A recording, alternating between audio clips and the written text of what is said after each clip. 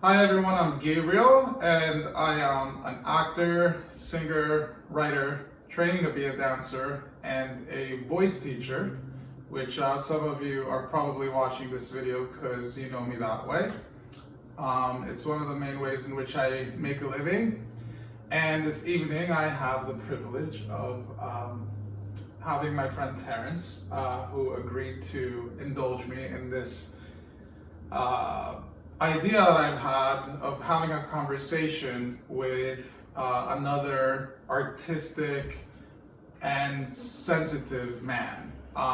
Because if you're watching this, I'm guessing you might be one of those. And I don't mean to make women feel left out, but it's being a man and being sensitive and artistic and creative is a little bit different. So in this video, women are welcome to watch and learn about us sensitive men who are more artistic, of an artistic bent. But this is going to be more for the guys out there that are like us. So, hi, Terrence. Hey, Gabriel. Thanks for agreeing again to do this. You're welcome. And I guess I want to cover like the whole gamut of this thing, being a dude, being a guy, being a man, and being artistic and sensitive and creative and kind of like being different. And we'll get more into other facets of it, like sexuality and other things, but like in general, I'll start with me and then you can tell me about you. Like I didn't know when I was a kid that I was different. I had no idea. But I think that other kids kind of knew, if that makes any sense. And they called me names, I think, and I'm not gonna get into them yet. I don't know, they just spotted me. Like I used to like to read a lot, and in an environment where kids didn't like to read a lot, and I was teased for it. And I didn't even register it because as a kid I wasn't really looking for approval or anything like that. I was a pretty self-reliant, confident kid. But and now looking back, I'm like, oh, I was different. How about you? How was that for you? Yeah, I mean, growing up, I did know I was different, actually. Oh, you did? Yeah, because I just never felt like I fit in, with any of the, the groups, the crowd, Mm-hmm. the cool kids. I know I'm also one of five, and four of us are boys in my five. You have just a sister, yeah. right? Yeah. So I wonder if having other siblings for me made it harder for me to like notice that I was different. I don't know. I don't know. Who knows? But I did feel different, and my peers never let me forget that I was. Really? So they called you names too? Sure. Yeah. Got bullied a lot. Mm-hmm. Name calling. Yeah. Yeah. I did too, but it's weird. It's like talking about these things in hindsight is very different from remembering them when you were in them. I don't know if you know what I mean by that. When I was in it, I just thought that was like, okay, this is life. Like, I guess some kids bully, I didn't even know I was being bullied, but I was, like, every day. Did you know about that? Yeah, I mean, because I can see that I was being targeted, whereas other kids never got picked on or beat up at all. I was very often the target of, ridicule, criticism, made to feel different, all of that. Yeah. And I think our parents, their generation, I mean, we're different in ages. I'm 35 and you're 50. But I think your parents' generation, what was like, there's this term heteronormative that is like, I think people know now, which basically talks about like the societal description of what like a boy is like and a girl is like, and a boy gets girl, they get married, they have kids, they have a white picket fence, like that mythology that we used to run by. And I know my parents kind of had that to go by, and your parents had it too. we're supposed to like blue, we're supposed to like get a crush on a girl, we're supposed to bring home a girlfriend, we're supposed to, like take the girl on a date, all of that stuff. And I'm wondering, like, if you felt like your parents, because you say you knew you were different, and apparently your peers in school knew you were different. Do you think your parents knew you were different? Absolutely, and it scared the hell out of them. So they got scared? Yeah, I mean, my dad especially got freaked out by yeah. it. My mother was more of the sort of nurturing one Yeah. at home. Yeah. But she was scared too, though. Well, I think scared about a potential lifestyle that she didn't know or understand. Right.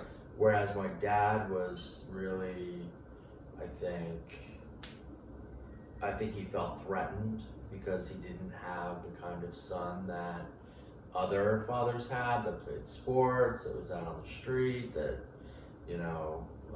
was more Right. masculine.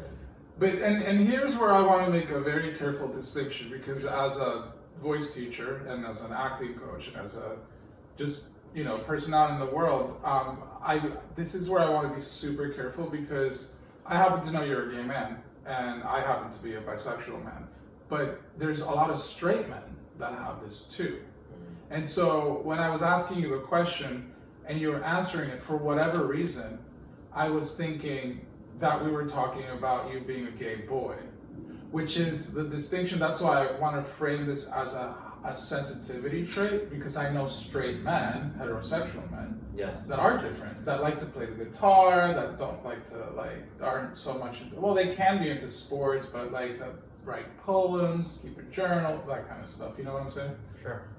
So was that what you meant, or did you mean that your parents saw your sensitivity? Because even for me, I didn't develop attractions towards the same sex until I was like 16. So that wasn't so much the kids were calling me names. They were calling me gay and other derogatory, homophobic slurs. But that wasn't the issue, because sexuality wasn't even a thing. That was for us.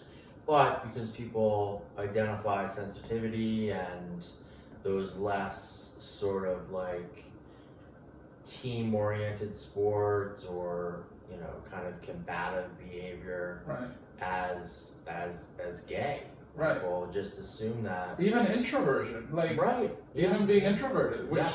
So I mean, I don't know if they knew right off the bat that I was gay, but the things that they saw definitely frightened them, because I was different from a lot of other kids that they knew. Yeah. So here we're just starting with my kid's different. Yeah. In my case, to be honest with you, and I hope mom doesn't watch this and dad doesn't watch this, but they probably will, because I'll probably share it with them. But I don't think my parents really. I think my mom and my dad knew I was different in just as far as he's really smart, which I would guess was that true for you too? I was very smart, but I never really applied myself in a lot of respects. I was a very artistic child. Right. Very driven to art and music. Yeah. And there's one thing, being smart for you and being smart for me, I had no awareness that in the world I always felt that being smart was a cool thing and a good thing. Yeah. And then, go into the peer group that thinks that that's dorky or stupid. Like I was saying, that I like to read encyclopedias and like to read books, and it's not that I was ever obviously teased for it, but I was definitely looked down upon. I felt ostracized. Maybe. Yeah, ostracized. So here's three things. So there's that sensitivity, and then there's the high intelligence, and actually four, creativity. Those four things already set us apart from the pack, and it's a tough conversation for me to have, because I have so much history with being accused of thinking that I know more than other people, and that I'm holier than thou, and that I'm arrogant, but like these were things that did set me apart from other kids. Like I knew big words when I was a kid. Was that like true for you? Like I could understand just the adult world a little bit, but other kids were just kind of like, roughhousing and stuff, and I was just like into these intellectual things. Was that true for you too? I mean, to a degree. I mean, before my father started out, he was a Latin teacher, so vocabulary was very important to him, and he was always teaching me words and stuff. But at the same time, I did roughhouse on the block as well. Yeah, and yeah. I would always get into a lot of trouble. That was, I think, my way of like fitting in when I felt like I really didn't fit in. Right. I would get like crazy and rowdy, and we would do destructive stuff to neighbors' property, and just like. But would you say you were highly sensitive though? Yes, but I think that I tried to like push it away Uh-huh. and kind of like act out, Yeah. to hide my sensitivity and to fit in, Uh-huh. and I mean, I was a very devilish child in a lot of respects, Right. but underneath it all, there was, all of that sensitivity, that creativity, that fear actually. The fear prevented me from, I think, fully accessing it at Right. that age, and still to this age, it has affected me. Yeah, well, I mean, that fear runs deep, right? It's Yeah. like you're not, and that's what this video is about. I'm hoping to, give voice to these fears that you're so bravely doing. So, moving on. So now we are, like grown-ish, and now we're like going to college. And do you start to see other ways in which you start to cope with this being different thing? And at what point, going to the sexuality piece, because it's such an important part of your story, do you realize, or do you kind of know to yourself that you are gay, that you like men, that you are attracted to boys, or? Well, I mean, my story is that I drank a lot as a kid. I mean, as a teen. As a kid? As a teen. Drank alcohol, right? Yeah. Drank a lot, partied a lot. I know I did that to lose myself and to kind of dilute my feelings, and it worked for a number of years, even though I was, still aware of some attractions that made me uncomfortable. But as I got older and went to college, the partying just intensified. Mm-hmm. It got more and more intense, just as my attractions to other men got more and more intense. I would have to drink more and party more to kind of lose myself. And then it wasn't until I got sober at age 23 that I came out a year after. That's so young. I came out a year after I was sober. Yeah. Oh, but you knew. But I didn't even know. I came out to myself and to. At 23. At 24. 24. I got sober at 23. Yeah. Okay. So for me, like I was thinking, what was I doing when Terrence was drinking around that same age, and how was I coping with this being different and not fitting in? I don't know if that's the best way for me to frame it, because I was never that interested in fitting in. I was so like individualistic and into myself, but I was protecting myself unknowingly. And again, in hindsight, I understand this, by going on the computer and just being on the internet and on the computer day and night. Like it was just like this computer addiction.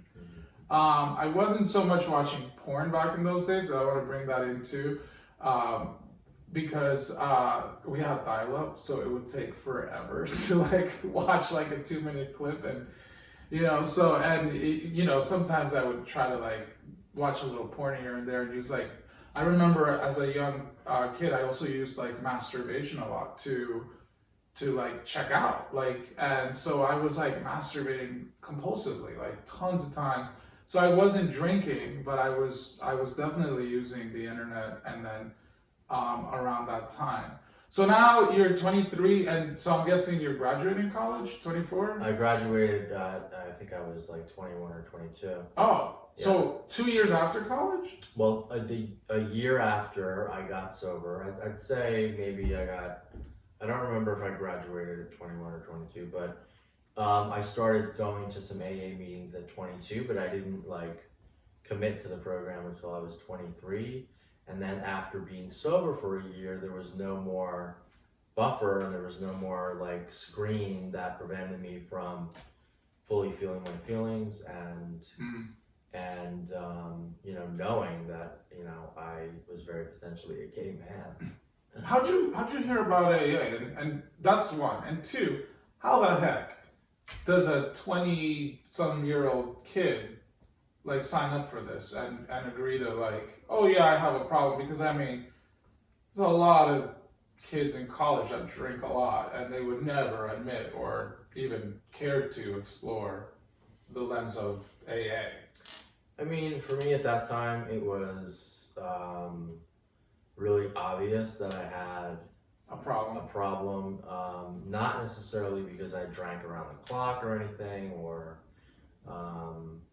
anything quite like that, but I would go on binges and I would, when I drank, tremendous amount. So you couldn't stop. Well, I didn't even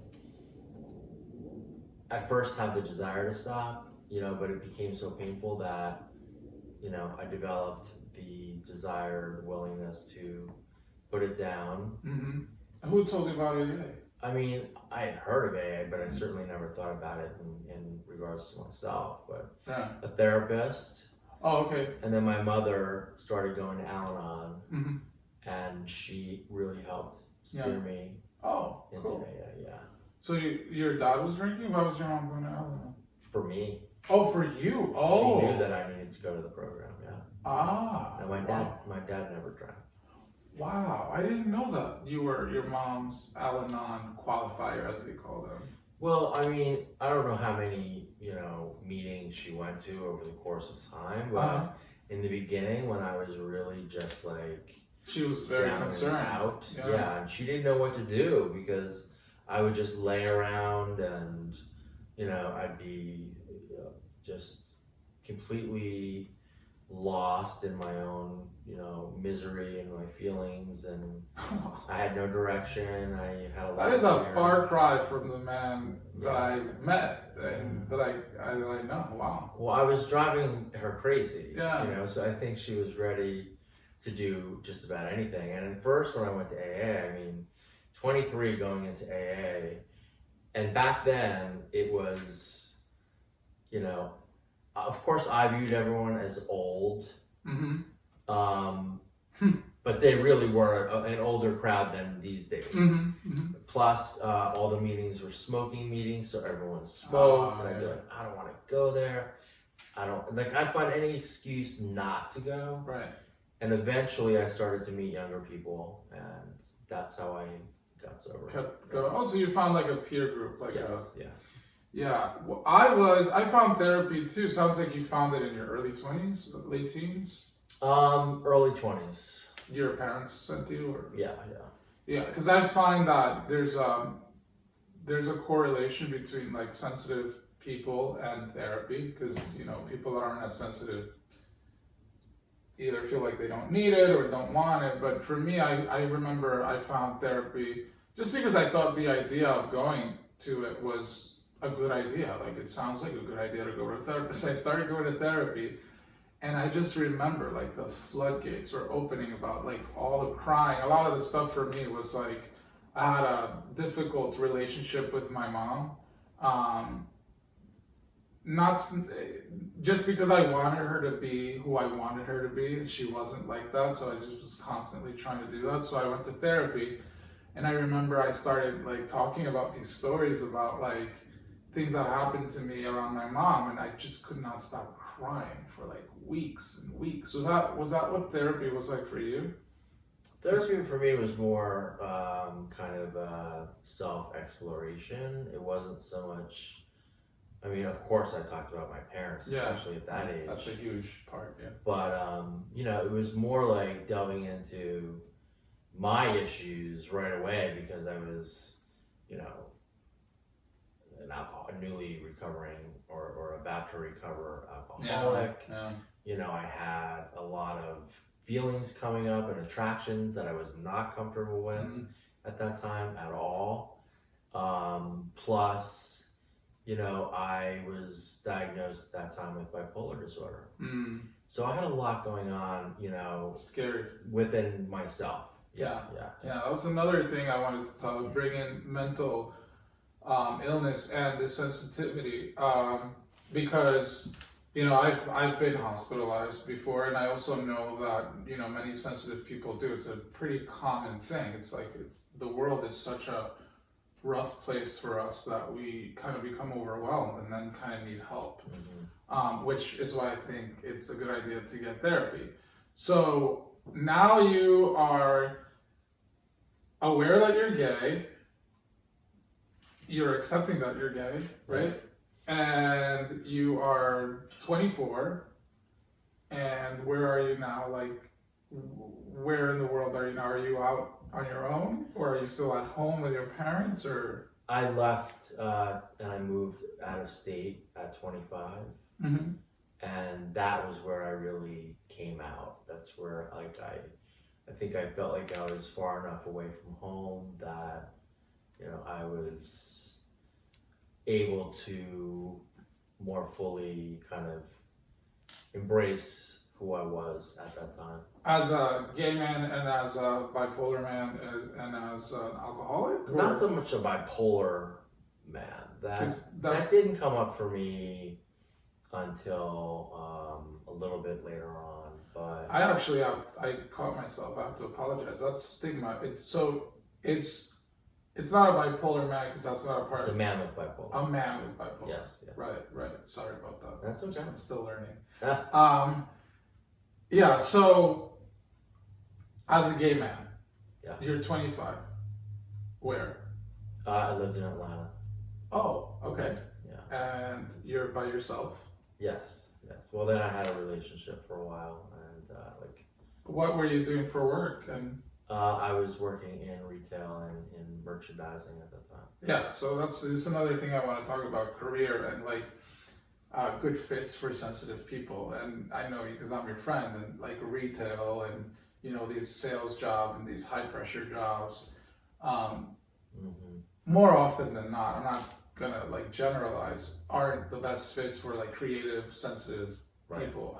Did you find that it was very stressful for you, and that you then had to cope by resorting to other coping mechanisms and stuff like that? I mean, at that age, I didn't know. Were you unhappy? Right from left. I think I thought I was happy to a degree, but deep down inside, I always had, a great loneliness and an emptiness. And, that's something that over the years, I've worked on in therapy and you think there's a connection between that? See, because I'm trying to frame this around this issue of being a sensitive, creative. I think that there, now that I think about it these days, I think there was a certain feeling of abandonment, I abandoned myself, right, my true self, and I think that is the source of some of the loneliness that I still do feel, because the thought was always, oh, when I'm in a relationship, it'll be better, or when I'm in a relationship, I'll feel whole or happy. But I think the real issue was that I abandoned myself very young. That's thank you so much for saying that and for being so vulnerable, because that's a huge part of why I'm making this video, and part of my hope in having this conversation is that people catch on to that a little earlier than later, because I do think, it's a little cliche these days, at least in my circles that I've been, navigating in, to say, my true self and I want to be my real self. And I'm sorry that I'm a little jaded by that terminology, but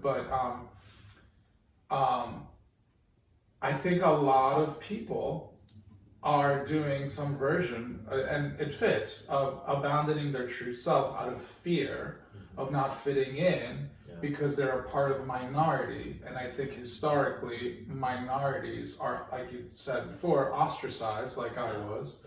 And then, we feel unsafe because we're alone. And then it creates that deep existential sense of loneliness. And it's a funny thing, Terrence, because we're not really alone. There's tons of us masquerading as, this phony self, but underneath we're really this creative, sensitive, artistic, alternative lifestyle self, like I am, like you are. And there's a ton of us. So that's what I'm trying to like bring up, that maybe back then you didn't know. And I think now this generation's a lot luckier because, look at this. You couldn't have stumbled upon this, when you were 20 because YouTube didn't even exist back then. And the internet was, I couldn't even watch porn in peace because it was dial-up. But now, like, we can actually go on YouTube and type, sensitive person and find tons of people, and we're not alone.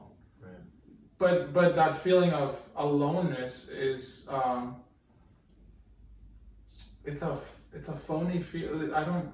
It's a real feeling because it's a feeling, but it's not a legitimate feeling because there's so many of us.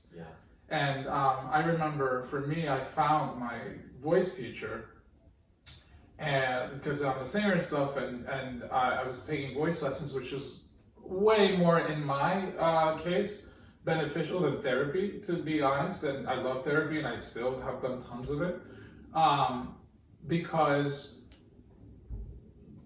I feel like it was more beneficial because he was one of us, and he was one of us that had found success in a lifestyle like being a voice teacher, which, wink wink, why do you think I became that? Because I was like, oh, there is a way to be my true self and have a career and have a life and be happy without having to be phony. Because what happens is, this is obviously my opinion, and you know how opinionated I am.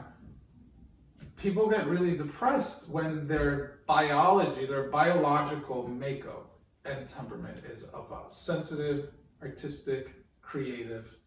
It's like being a closeted gay man. In my opinion, there's no way to be happy like that. Because you're being fake. And this is about like authenticity, especially for us creative, highly sensitive people. Authenticity, even for, I don't know for you, but even that word, like, it's like, that's what I want, Whereas somebody that's not as sensitive may be like, that's too California, or too like blah blah blah. So let's just kind of get current to where we are now, and let's talk about, in this same lens around. So we talked about your job back then, but like with work now, I know for you and me, like the whole money thing as sensitive people is, again, here's the thing. When you're a highly sensitive man, like you and I are, all the rules are different. That whole heteronormative, like script, societal script that some people just seem to like be perfectly built for is not for us. So our lives can look like a mess to the outside world. They're just like, you can't figure it out, but it's just because they don't understand. We're dealing with a different type of human here. So it's a different animal. It's not the same as, your next door neighbor or whoever the heck. So how's that going for you? And how's that process been? And are you still trying to make that, retail 9-to-5 thing that you were doing back then kind of work? And where are you at with that today? And what have you learned? Well, I think for many years I felt like I had to fit in to a specific mold, sort of career or mold or type of job. There was also a level, it had to have a level of status associated with it. And part of that script, yeah, American Dream thing, yeah. and you know, my performance fluctuated, you know, honestly, like it was very hard for me to keep up with the pace a lot of times. I would and still do get flustered fairly easily. Right. And that's something that, you know, I've had to really work on and have to continue to work on. I get overwhelmed when there's a lot of pressure. You know, Yeah. I also, as I said, have bipolar disorder. Right. You know, I mean, it makes it very complicated, and it's made my so-called career life very, very complicated. Yeah, you know me because I've shared with you. When I have a regular job, I get mentally ill. Yeah. So now, at my age now, you know, I'm trying to figure out if there's another way. You know, I'm currently not working. I have done things like I've driven Uber. I'm looking at a number of part-time or seasonal jobs right now, just to have some money coming in, but you know, it's not enough to support myself. Right. I'm looking at other more probably full-time inclined jobs, but it's hard to look outside of the area that you've worked in when you've worked in it for 15 years. Yeah, so you have that on your resume, your experience, and then when Yeah. people look at your resume, they go like, this guy is this. Right, and I'm represented on paper a certain way, but in reality, you know, I'm really someone else in a lot of respects. Right. So I'm in this kind of, you know, catch-22, and I'm really trying to figure out how I can do this differently. Like, I know, and I never considered myself, it's like I've had like artist phobia my whole life, you know, like, I'm not, I don't blame you. I'm not like them. I don't blame you. Like, I can hold down this really stressful job that's, yeah. What that's like 9 or 10 hours a day or whatever else. Right. And now I'm like, okay, those types of things haven't worked for me. So I'm looking at potential part-time positions that maybe I can combine with some other sort of freelancing or part-time. You know, but finding that with benefits and it's tough. Yeah. And it's a lot to navigate. But I really at this age especially, I am not, I'm not even close to ready financially or otherwise to stop working. Right. But I am very determined to find another way of doing things. Right. Because I know very well what doesn't work. I went on an interview on Monday in New York City. Very sort of like, very upscale, high-end, shishi kind of place, you know, where the attitude was so thick you could taste it. Yeah. It's amazing how some people can actually thrive in that type of environment. Well, I've worked in those environments and I can fake it. Right. I can put on a front. But then you have this. But then I have the real me to contend with. You know. The real you and the million and a issues. half like coping side strategies to put up with it. Like Thank most you. of the people that I know that, not all, but many of the people that I know that thrive in those environments are using drugs or doing happy hour every weekend, or which there's nothing wrong with inherently. Like, I'm not against drugs or alcohol if you're not like addicted and hurting other people, but it seems like to survive those high pressure, thick attitude places, for a sensitive person like you and me, for me, and I've seen you, it destroys us. It's not just that it's like, oh, I need a drink, you know, and then you have a drink and then you feel better and then you do it again the morning after. For you and me, we just can't do it. Am I wrong? No. Yeah. It just kills us. Yeah. Yeah. So the challenge for me is figuring out what I'm gonna do next. You know, I have some holiday work lined up. Still, definitely not enough to support myself, not even close. but will be some money coming in, and like I might have to downsize. I might have to Yeah. make some changes that I don't really want to have to make, but Yeah. I know all too well, like that job that I interviewed for on Monday, that wouldn't work for me for 10 minutes. And Yeah. like at this point, I don't even know that I would have accepted it if they had offered it. Yeah. I haven't heard from them, so maybe they felt it wasn't a good fit either, but like I can't hide it like I used to. Yeah.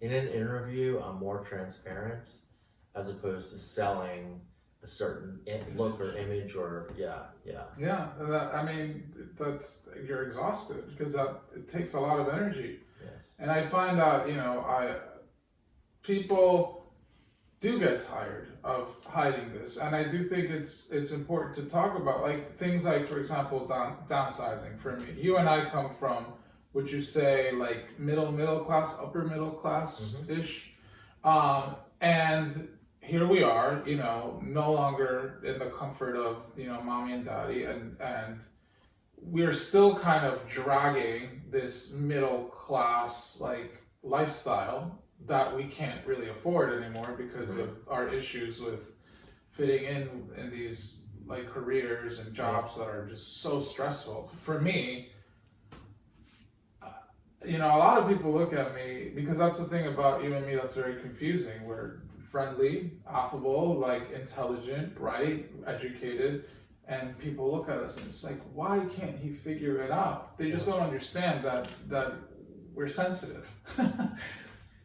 and so now I thought I'd never have a roommate in my life, and now I have a roommate, and I've downsized significantly. My room is like half the size of the room that I used to be in, if not even smaller.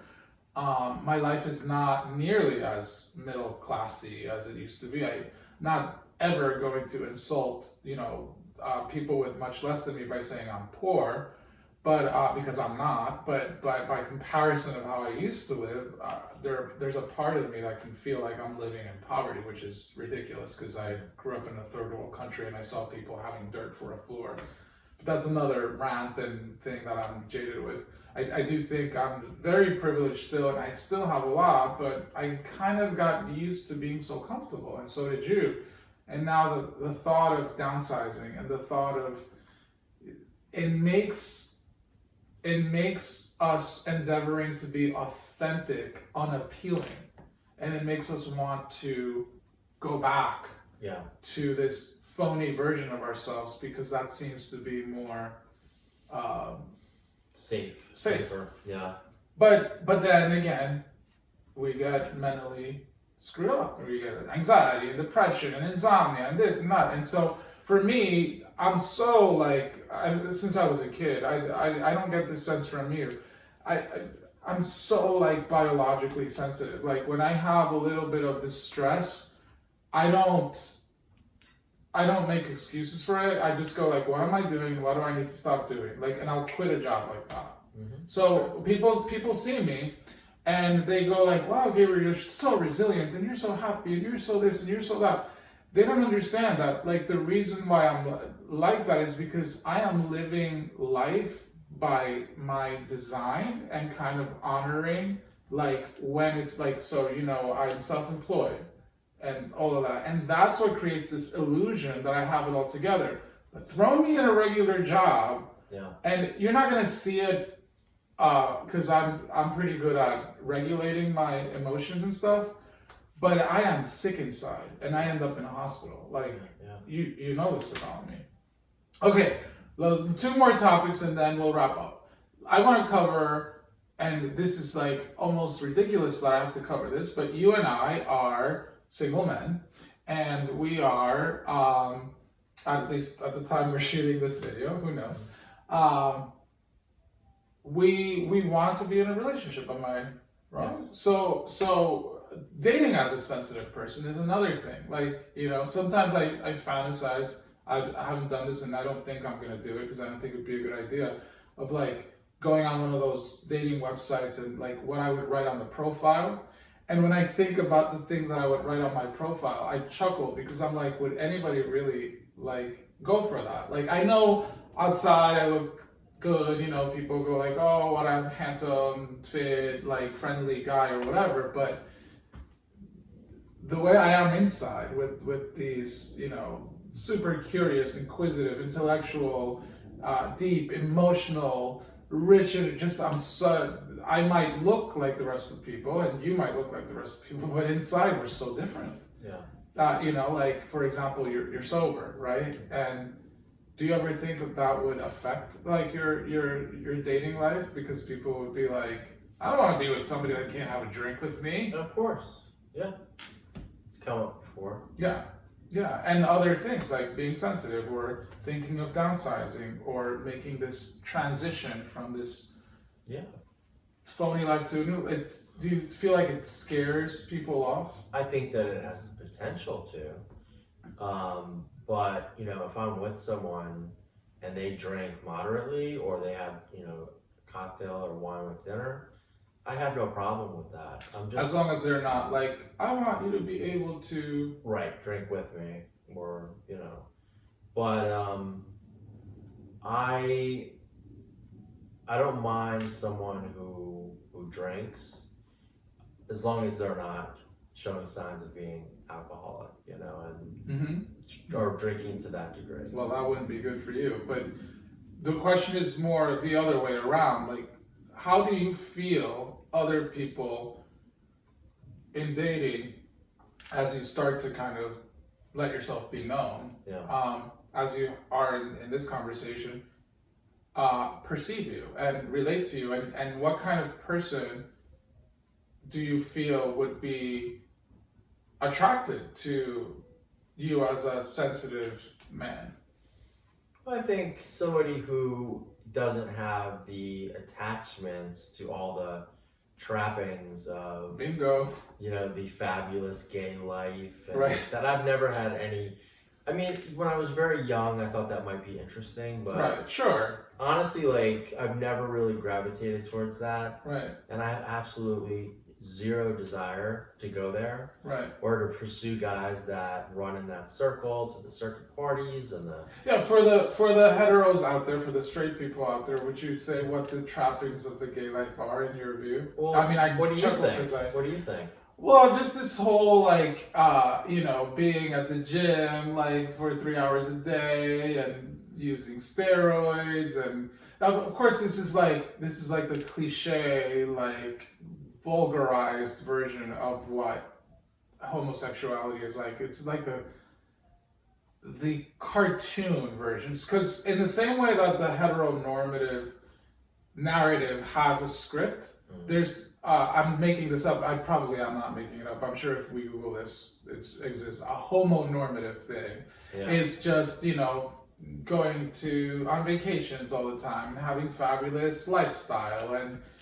To me, it's like the excessive spending, fabulous lifestyle, the circuit parties, the trips around the world, and gay cruises, and it's like all the going to gay vacation sites and going on gay cruises and going on the clubs and being a part of the scene, say in a city like New York, and like it's just, and then the drugs. The drugs and the drinking are a huge part of it. It's becoming epidemic now. There's I've never been. Well, and you're sober. Yeah, but I mean, even when I was younger, I just never gravitated towards that crowd, and I forget what the original question was. Well, the dating and I was just saying, because I think a lot of people are like, "What's the gay agenda?" Can be somebody who's not like that, somebody who is also sensitive, someone who maybe has issues with addiction as well, but who is in recovery, somebody who is more down to earth and grounded, right? Someone who's been intelligent, around the block, maybe. Yeah, someone who's intelligent and also creative, and like the things that I used to think would make me happy don't matter as much anymore. I was filling in the blank as you were speaking. I thought you were going to say, and so the things you used to think are going to make you happy aren't going to make you happy anymore. I did hear you, Yeah. but I thought you were going to say the things that I used to think made me unattractive are my favorite things about myself today, because that's where I feel I'm at. I mean, I never struggled with feeling like there were low self-esteem or like it was unattractive about me that I was the way that I was. But I do know that, like, I've been in 7 significant, like, long-term relationships, and with maybe 1 or 2 exceptions, like, it's like I've had, especially in my homosexual relationships, people shame me for being, this like deep thinker, sensitive, creative person, inquisitive, like wanting to know everything, and they call me, still it's like the same thing as when I was a kid, like, keep it simple, lighten up, enjoy your life, stop being so serious. Like they kind of try to tell me, like, be more like the thing we were talking about. Let's go to Fire Island. I don't want to go to Fire Island. Yeah, I've never been there. I don't have a desire to go. Neither have I. It sounds scary. Let's do a circuit party. I don't want to and so then, because I don't want to be a part of that, there's a inference that I'm weird. Like, or again, a misfit. Yeah, or a misfit. Right. Again. Yeah, so then when I see that, then that's been, I think, one of my biggest challenges in the dating world is just that I've dated a lot of people with these, societal scripts of like what life is supposed to be like, and when they see that I'm like teaching voice lessons and interpreting in a psychiatric hospital and driving Uber and writing over here and working on a book and being an actor and being a singer, and it's like they can't really fit me into that script. And I would think that that's, in my world, awesome. Like, I really like this guy, but a lot of times the sense I get is it's just like, I'm really scared. This guy doesn't fit the script. Yeah. And I think that a lot of people out there that are sensitive feel that same kind of pressure of like, I should be ashamed and keep this secret that I am not like everybody else. And in dating, sadly, they hide that about themselves and they don't bring that to the table. I'm not saying overshare and like bear your heart out like some of us can do, but also like you don't have to act like you're normal, right? Because it's not that you're abnormal in a negative way, but you are not part of the norm. And there was another topic with dating, after dating. So we tackled the big ones. We talked about money, we talked about relationships, we talked about family, we talked about career. What was the other thing I wanted to talk about? Well, screw what I wanted to talk about. I just wanted to hear from you, for the younger people out there, people younger than you and I, that are sensitive and struggling with being different, or being a misfit, or feeling like one, or feeling like they're living this phony life that doesn't belong to them. What would you say? I mean, what would you say to young Terrence, like now, if you... Well, I mean, I think so many things have changed. I mean, everything has changed. It's true.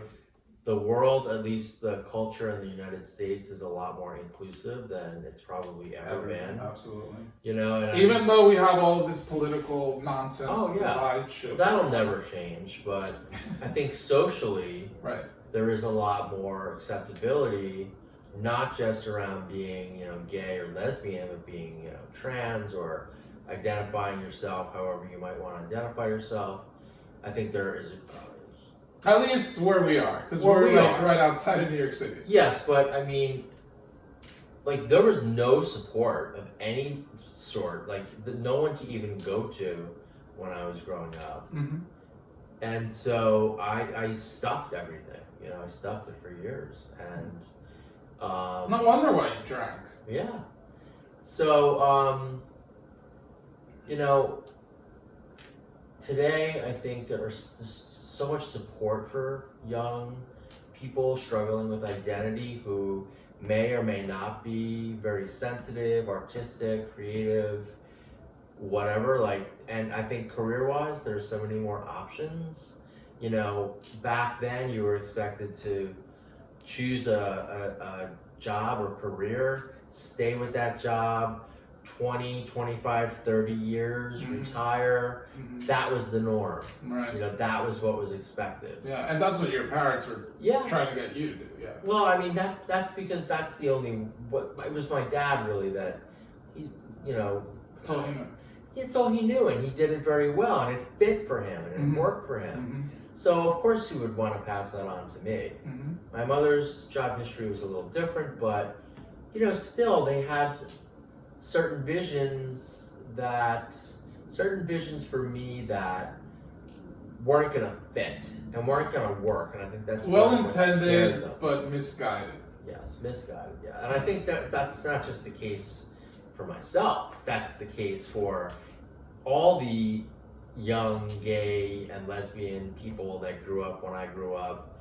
And I mean, it was probably even better for you, even though you grew up in the DR. I mean, yeah, no, I don't know if it's obvious in my line of questioning and even in my expression, but like the gay piece, the homosexual piece, the bisexual piece, the queer piece, the LGBTQIA plus piece, for whatever reason, I don't know how, if I'm in denial or what it is, has never really been central to my journey. And it could just be because I'm also bi and I was able to have girlfriends and appease people, and myself, like feeling, but it's really been more about being this like deep thinking, curious, highly sensitive, introspective, spiritual, meditative, like wanting to get to the bottom of the meaning of the universe. That's been more my brand of weird and different. The gay stuff is like,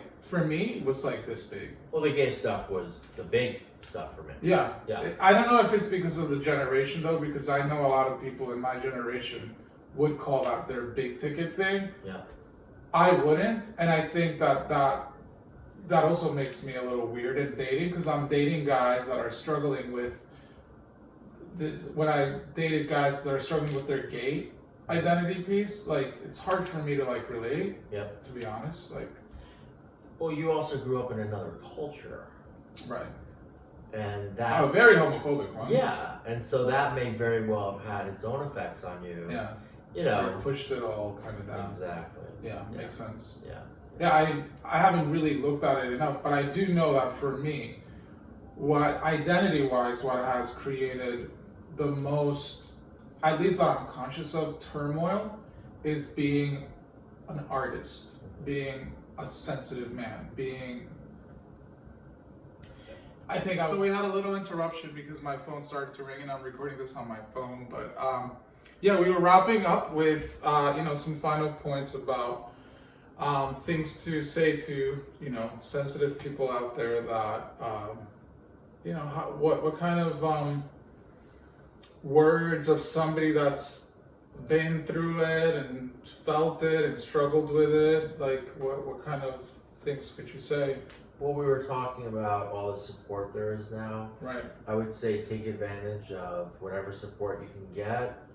Talk to people, maybe even in your school, who are supportive and understanding. Right. I mean, I also want to make the distinction that being gay and being a sensitive person is not necessarily the same thing. Yeah. You could be a very sensitive straight boy and be bullied and pushed around. You could be gay but not sensitive, and yeah, good point. And you could be ostracized, and so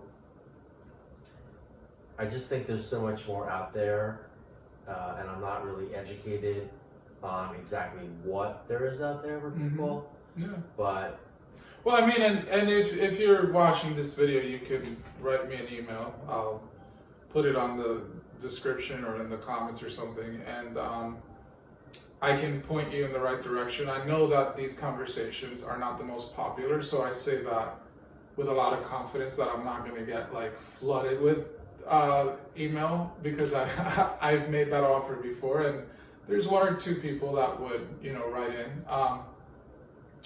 So yeah, and I would say I thought that was an important distinction to make because I think I don't know if you're aware of this because you were struggling with your gay identity issues, but I think a lot of straight boys are scared they might be gay because they're sensitive.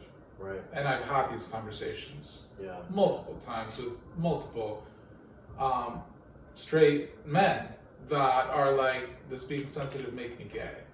And I think like you hit the nail on the head. It's sad that the two are considered to be the same thing. I mean, that's really so ignorant.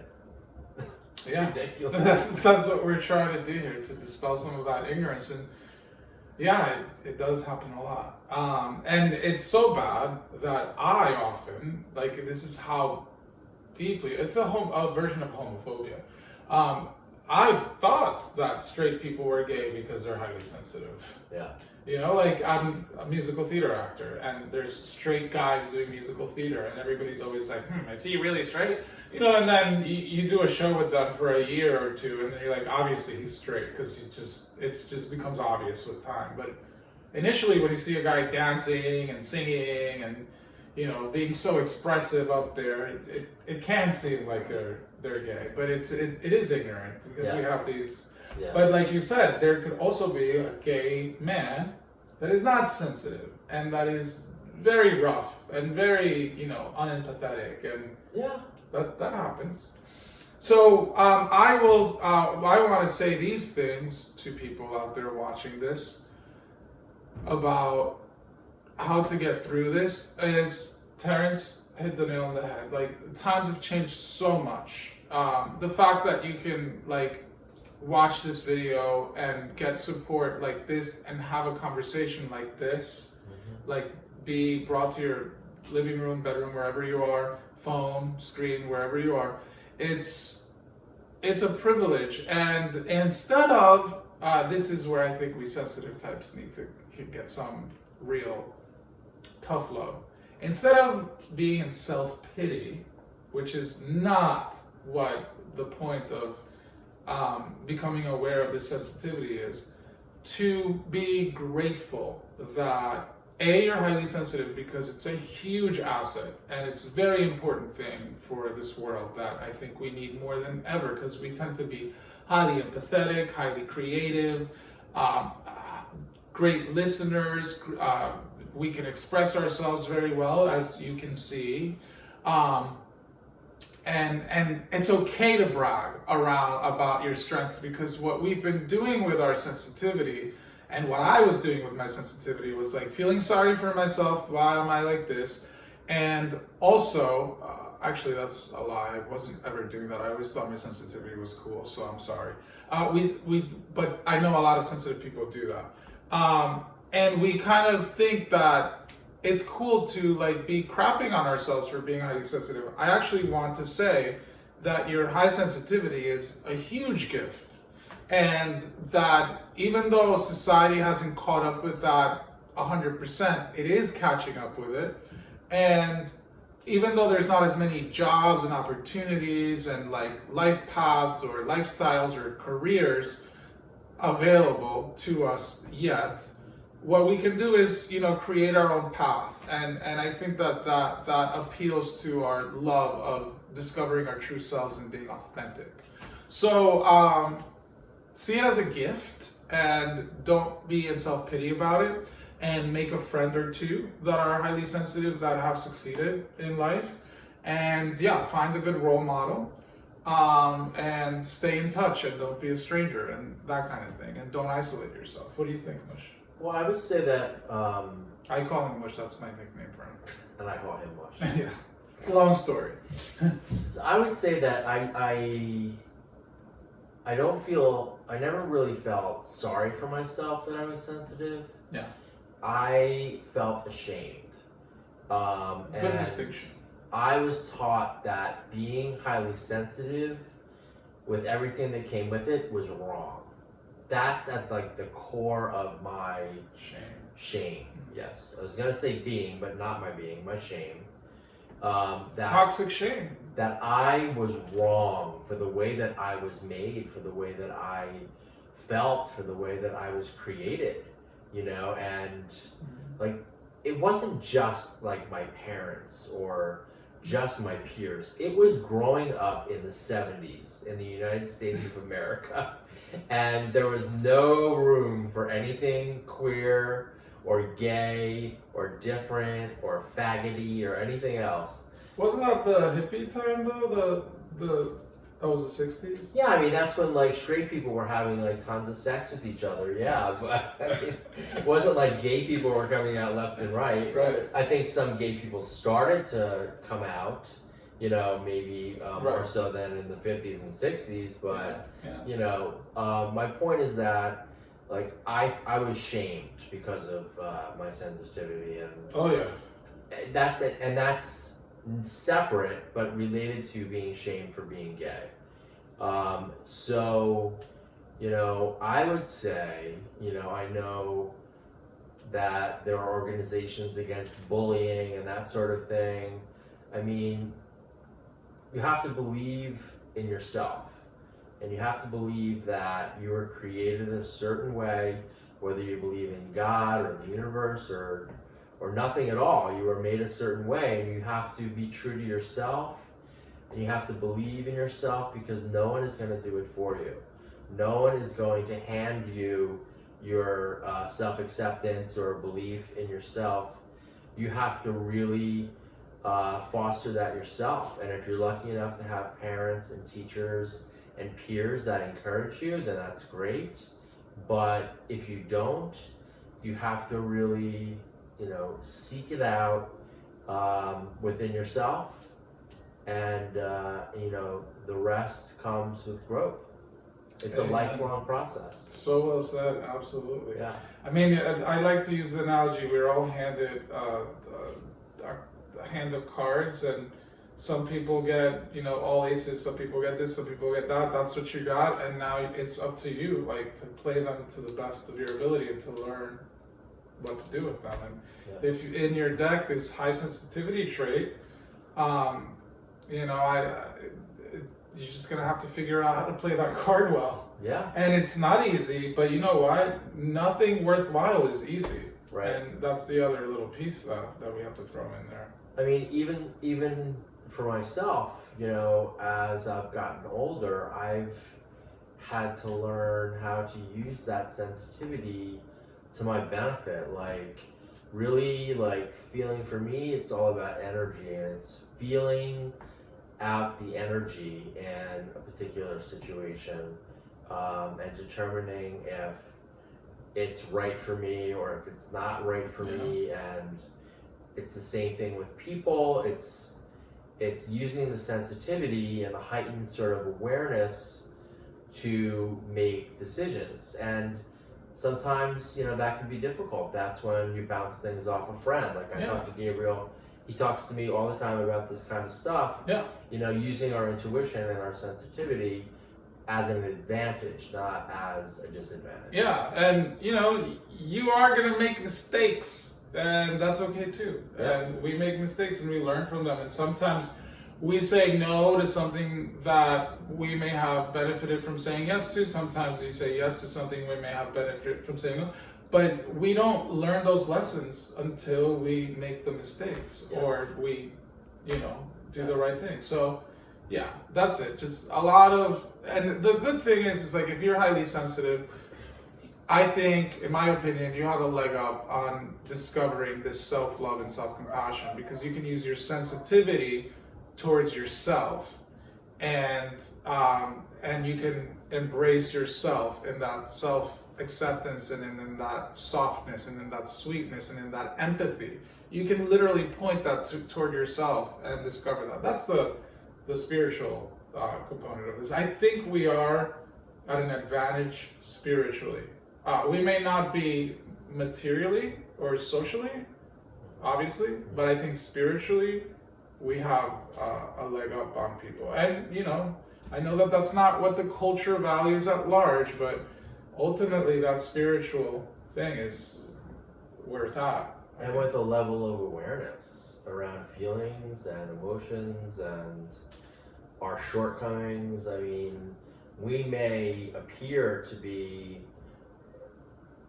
putting this a little bit harshly, but at the bottom of the heap, you know, because we don't have the huge mansions and the boats and the trips all over the world. I mean, sometimes we do, but you and I don't. Right. My point we can get there.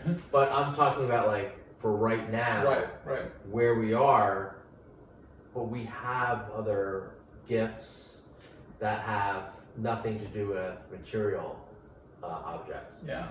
You know, everyone, I would think, except maybe for Tibetan monks, want more money. You know, I mean, people like things. I want more things. money, and I want more things. I mean, but we have other gifts that will hopefully enable us to get to a better place with all that. I'm just not willing to sell my soul for it. Oh, of course not. That's the difference. Yes. Yeah. Yeah.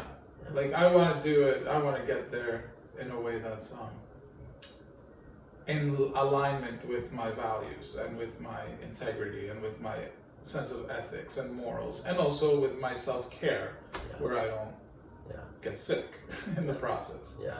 And it's like, oh, look, and then end up, you know, self-destroying like a lot of people. So, Anyway.